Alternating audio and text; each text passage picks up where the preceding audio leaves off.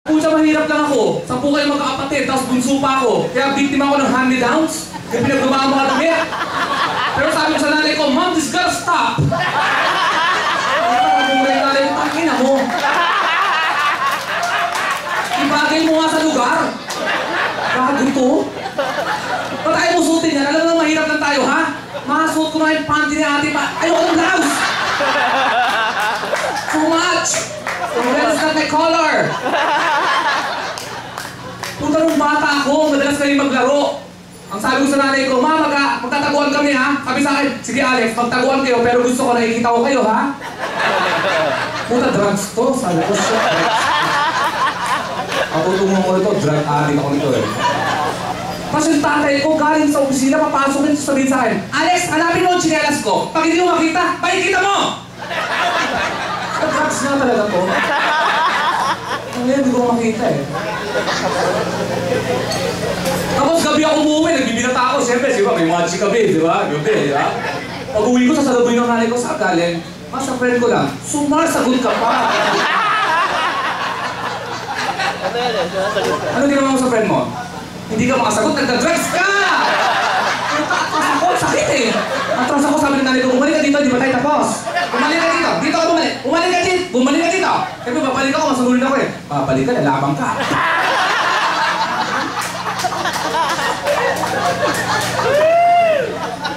Kala nyo, tapos na yun, tawa ng tao, mga hayop kayo.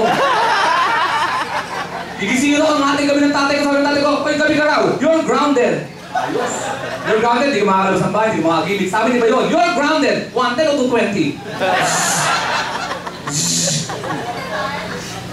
Malalaman mo kung mahirap o mayaman ang tao sa tawag nila sa kanilang mga parents. Mahirap, nanay, tatay, di ba? Mayaman, mommy, daddy, mom, pop. Kaya sabi ko sa anak ko, anak ha, puta pag may bisita ka, tatawag ko sa'yo, alam mo na ha? Opo! Dumating, isang gabi, tinawag ako, Chatsay!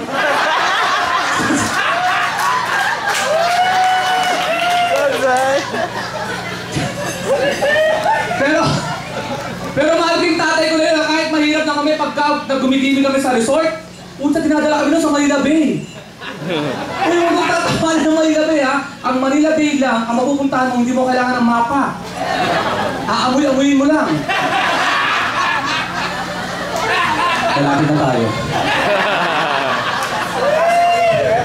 Lumalapit na ang hangin. Alam mo ang ginagawa namin sa Manila Bay? Nag-i-snorkeling kami. Hindi na Manila Bay yan, hindi ka ba lumulubog, kita mo na yung mga organism. Susundan kita! Susundan kita! May mali-mali pa! 4 na araw na nakasadlak pa ako itim! Pero sosyal yung nanay ko na pag-uwi ko ha, gago ka, ang dumi-dumi mo, mag-safeguard ka. It kills 99% of germs. May pa tayo na usapan.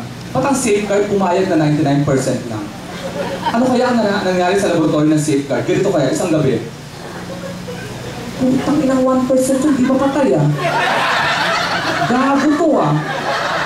Paano pre, 99% okay na? Tara, okay.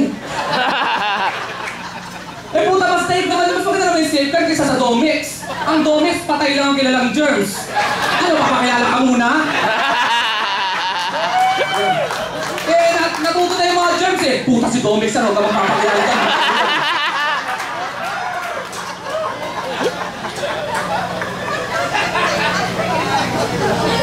Yung sa akin, may ako ha, 13 years old saka 3 years old. Ang laki ng gap, no? May 3 years old ako anak na lalaki, may 13 years old ako anak na lalaki, 10 years. Kasi pinalo namin ang asawa ko na nandito sa ngayon sa right side. Hindi ko alam kung ba't nandito, hindi mo kayo masyado close. Joke lang. Alam mo ba, mahaba ang gap? 10 years kasi pinalo namin ang family planning method, ang leap year method. Every leap year na kayo mag-sex. Nagkala ako, 10 years old na siya, 13 years old na siya, nagiging siya na ulo. Dumating, bagsak sa mat. Sabi ko, tato ka, bagsak sa mat ah. Ano po ilan tayo? Bagsak daw sa mat. Hindi ko po kayo marinig. Tato ka, palit tayo dito. Palit tayo, dito ka, dyan ako. Sige, ikaw magsalita ngayon. Ay, nakita kita kagabi, galing ka sa kwarto ng maid natin ah. Ano? Tama ka, hindi nga tayo mag-arinigan. Ito ang pera, mamasyal ka. Hindi naman importante ang mat. Lilipas din na. Nag-mascom ka, walang mat doon.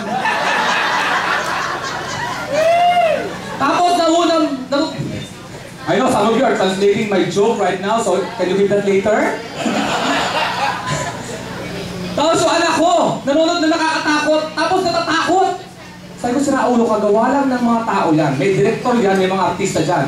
Ha? Kaya tinuruan ko ng leksyon. Bumili ako ng sa Dako, yung Japanese version. Hating gabi, pinatay ko yung ilaw ng baga. Ganito. Panoorin natin ito, para matuto ka, hayop ka. Dito ka! Nakakatakot ka. Lumalabas yung babae sa TV, hayop ka. Lagi na sumama ko sa siya. Diyan ka yan!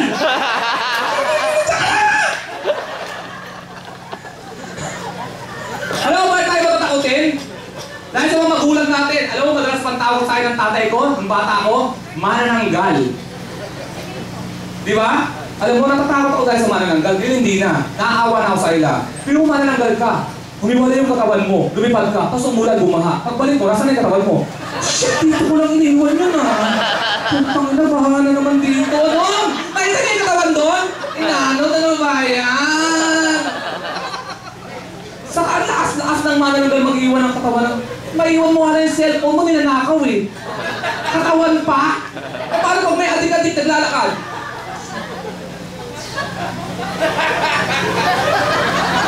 Friend, katawan mo. Look out ka. Look out ka?